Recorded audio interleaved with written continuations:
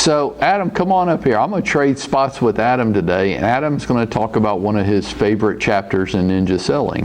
Aren't you, Adam? Yes. Yes, good. You guys are sick of listening to me, so I'm going to let you listen to him.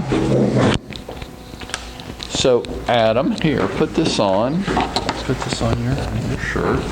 What's your favorite chapter in Ninja Selling? My favorite chapter, I just went back through it this morning, was about kind of leveraging your past clients for referrals.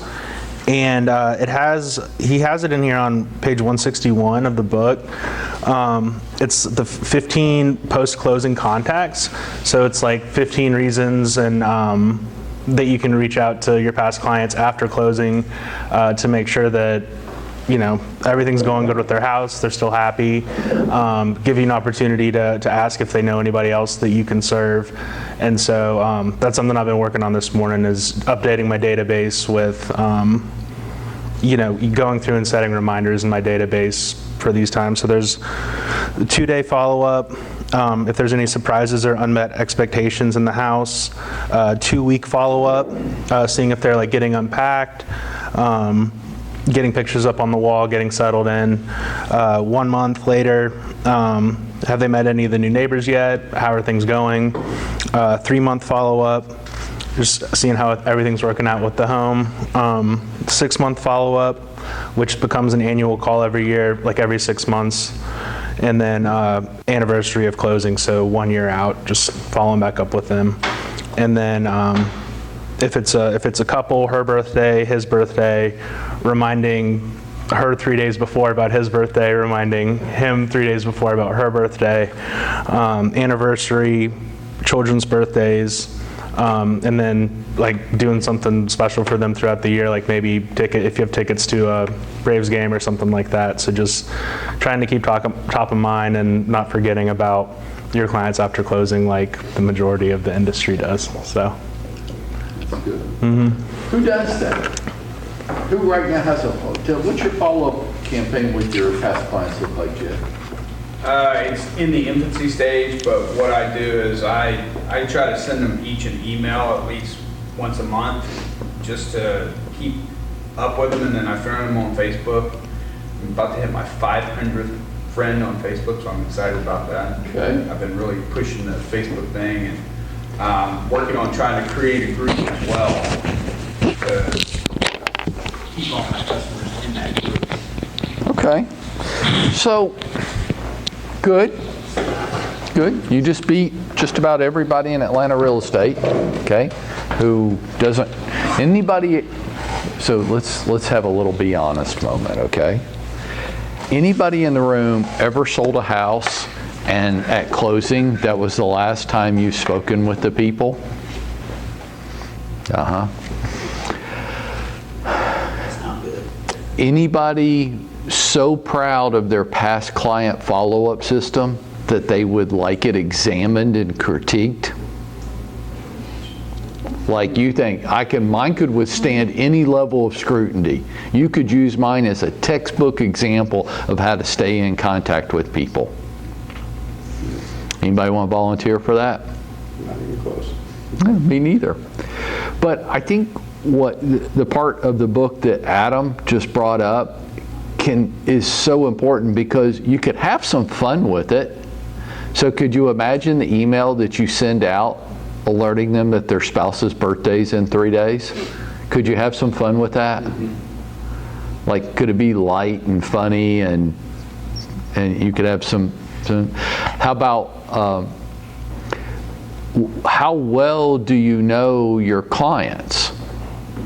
Like, do you know when their pet's birthday is? Well, wouldn't that be a light, funny way of staying in contact with people? You send their dog a birthday card? Mm-hmm. Especially if they don't have kids. That'd be really... Right. Is that real salesy? Thank you. How come we don't do it? Because it takes time and daunting. Well, what else you got to do?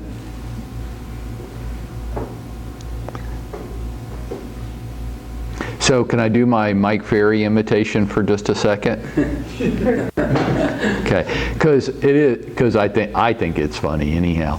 So let's take the average agent. The average agent in Atlanta sells about 3 houses a year. Okay, and let's go to Jeff's point. So 3 houses a year. A year. 1 house every 4 months. What the hell do you do all day? Like, if you sell 1 house every 4 months, what do you do all day? Because please God, don't tell me that you're working on that deal and it takes you 4 months to get 1 deal closed. Goes back to what you said last week. What? The average agent starts at 10:30 or 11, goes and has lunch at 11:30, and then has a 2-hour lunch, and then goes and gets the kids at 2, and then you're done working from 2 to whenever. So I know, that was a fun conversation. Can we do that one again? You have that little bit of time to really get that stuff done because you don't work after hours. We don't. But then we have the audacity to try to convince everybody around us that we're working so hard. We're not. We're not. But since we only sell 1 house every 4 months, shouldn't we be great at this?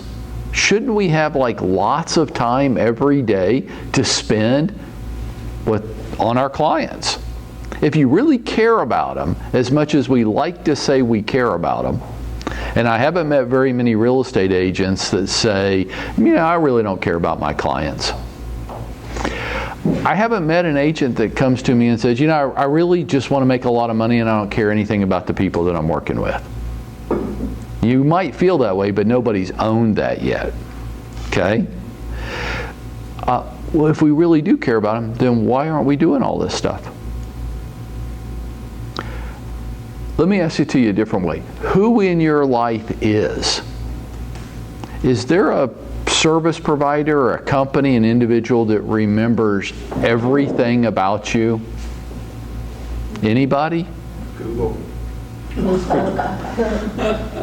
Facebook. Facebook remembers my birthday. Yeah. Nobody else? How do you think Facebook does that? Because you put it in. Like Mark Zuckerberg, he and I are tight, and Mark's telling his software engineers, hey, now next week's Mike's birthday. Let's make sure he feels special. Just pulls up my friend's birthday for the day. So like their algorithm knows it's my birthday, right? And they know that people want to feel special on their birthday. And I don't care if you're one of those people that says, I don't want anybody to do it. Don't give me there. Everybody wants to feel special on their birthday. And if you had a birthday and nobody acknowledged it and said anything to you, you would feel sad. Can we agree that that's a universal human need? If you're a real estate salesperson and you want to build a following and you want your people to feel connected to you, then why aren't we doing that?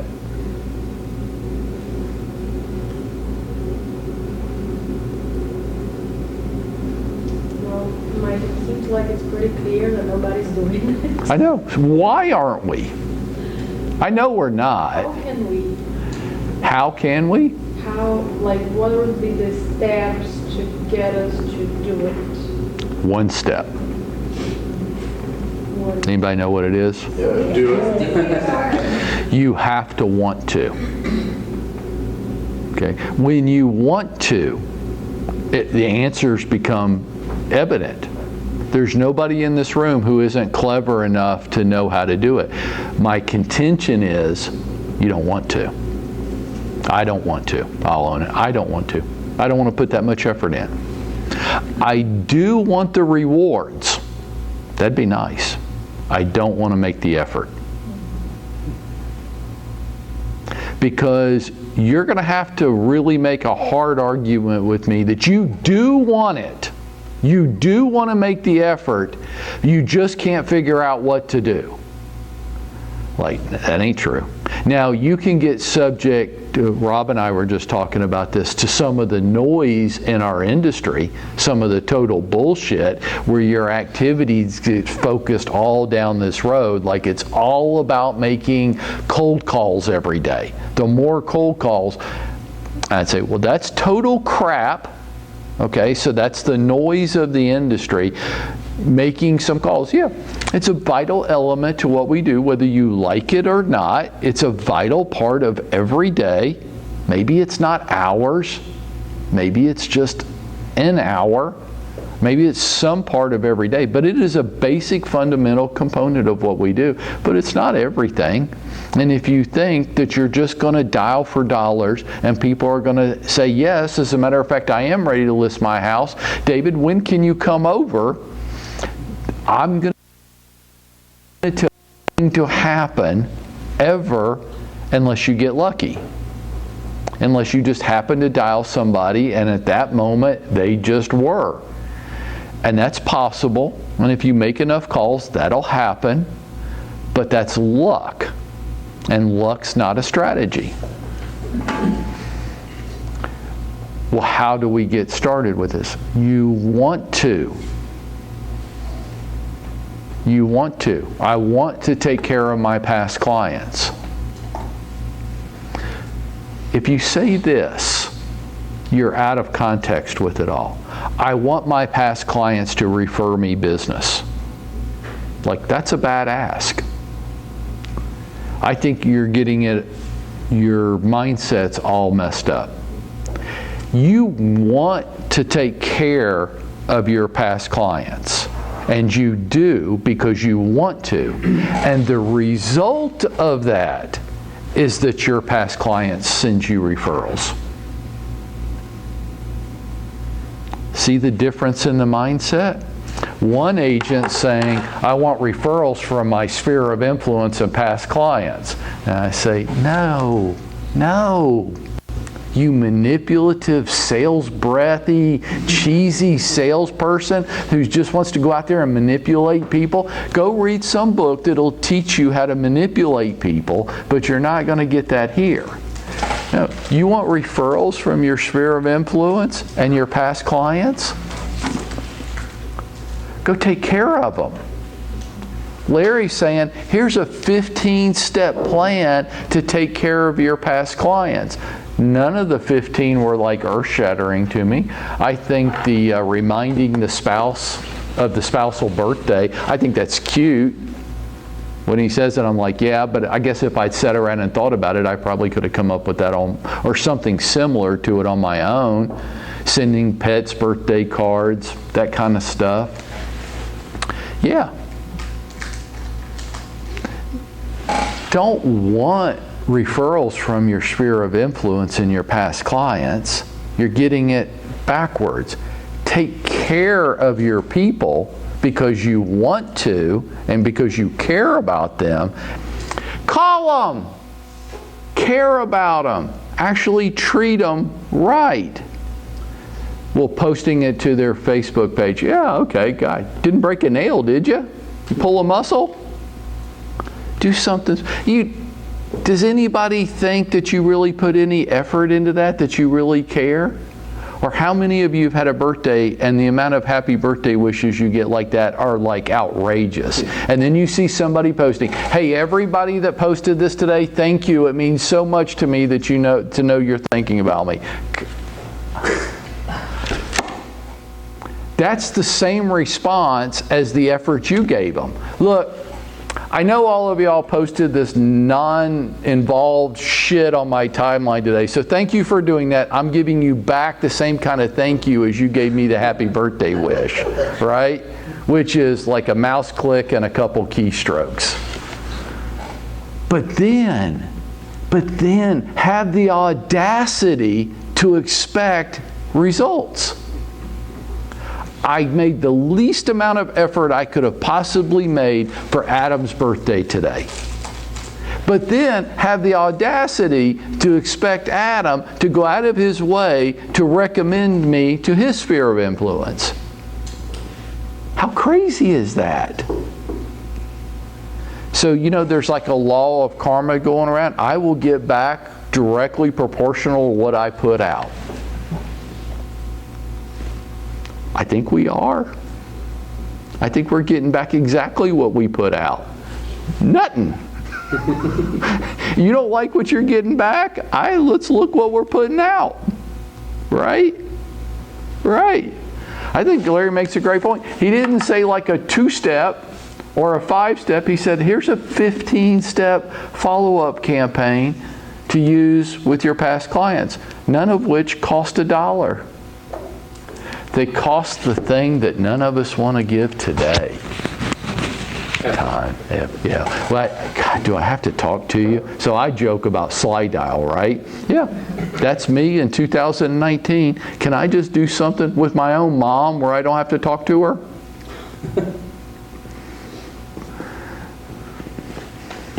Slide dial. Yeah. I don't even have to talk to my own mom. Sure, please. So for the birthdays, I started sending people a 15-second of me singing happy birthday for them. So it goes, hey, happy birthday to you, blah, blah, I wish you have a great day. And I'll text that to them. And I've gotten really good response. They'll go, oh my God, that's the nicest thing anyone has done. And that was so cool. I love receiving this first thing in the morning. So I do that for the birthdays. I don't talk to anyone, but I do sing happy birthday. If you ever hear me singing happy birthday for half an hour, that's what I'm doing. My birthday's New Year's Eve. You can even go in, like I go into Facebook and I pull birthdays out of Facebook and put them into my CRM. But then you could go further with that, and you could take that birthday, send a card, but then you could still send the video through Facebook Messenger. True. And there's always, when you want to, there's always one more thing that you can say to yourself, which will, it'll be the difference maker. And what else could I do? And if you hold yourself to that standard, you'll really start to stick out with people. And what else could I do? So, local newspapers, especially the Atlanta Business Chronicle does this. They'll post people where significant events are happening to them, like a job promotion, or they've started a new business, that type of thing. And some salespeople in all kinds of industries will send a congratulatory note to the person. Hey Joe, congratulations, and they'll cut out the article in the paper and they'll send it to them. And that's the way of generating things. And I say, well, and what else could you do? So if Joe just got a promotion and you saw it in the Atlanta Business Chronicle and you said, well, sometimes when people get promoted, they get a lot more money, and sometimes that means they can buy a different house. And if nothing else happens, maybe Joe just goes, well, this is a real estate agent with some initiative, maybe I'll keep his card. And by the way, this takes me like 10 seconds. But what else could I do? What if I didn't send it to Joe? What if I send it to Joe's kids? Hey, wanted you to see what your dad just got recognized for. That's powerful. They might think you're creepy. Why? They're teenagers. I think it's pretty powerful. Like, who's this man sending? Okay, so I'm going to offer this to you. You walk around being afraid of what other people think, and you won't do anything. And you'll use that as a crutch. Well, somebody might think it's creepy, so now I don't have to do I'm it. thinking if he sent it to the kids. Good. The fact that somebody might think it's creepy absolutely tells me that's what I want to do. And we talked about this on the call this morning. Mindset. You don't get your mind right in this business, you don't start learning how to come at things from the right angle, you're going nowhere in this industry. Okay, so I'm going to pick on Tina, for example. Tina, you walk around being afraid of what other people might think about you all you want. And I'm going to kick your ass every day of the year because I don't care. I want you to think I'm weird. I am weird. Think I'm a weirdo. That's fine. I just don't care what other people think. And as long as you do, your mindset isn't going to allow you to take action. You're going to come up with one bullshit reason after another to not do something based on what other people that you don't even know may or may not even be thinking. there he gives us a 15-step follow-up plan that Adam isolated. I will challenge most of us, including myself, that I don't think we have any follow-up plan at all. And I just kind of wonder why. Because it's the quickest way for me to differentiate myself. And just be nice to people. But not to be nice to people from a manipulative point of view. Be nice to people just to be nice to them. Because if you're just going to be nice to people to get business from them, you're going to reek of it. You're going to have sales breath. And they're going to feel it. And they're going to feel very disconnected from you. They're going to feel manipulated. Most of us aren't that good. You're not going to fake it. And you're not going to do it with a genuine spirit. Which means we probably won't do it at all. Most of us today, see if you agree with this. Is there anybody in the room today that if you knew there was somebody in your sphere of influence that knew somebody that needed to list a $1 million home today, would you reach out to that person in your sphere of influence and say hello? Mm-hmm. Rob, you would? Yes. You'd reach out to them and say, hey, I just wanted to touch base with you today. What's up? Absolutely. Because somehow you could see in your crystal ball that they had a friend that needed something. Why don't we just be that person whether we think they know anybody that needs to sell a house or not? And that's pretty much, you see, now you don't even have to read the book. Because that's pretty much all he says. Why don't you just get engaged with people and participate with them in their lives, whether you think they can help you right now or not? Why don't you?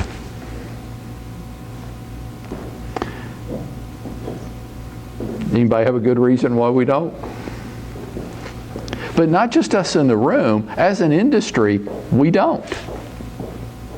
We want to run targeted Facebook ads at people, and we want to send out direct mail, and we want to send out, put out social media posts. Hey, if you want to buy or sell a house, call me. Making it about us instead of them. All the time.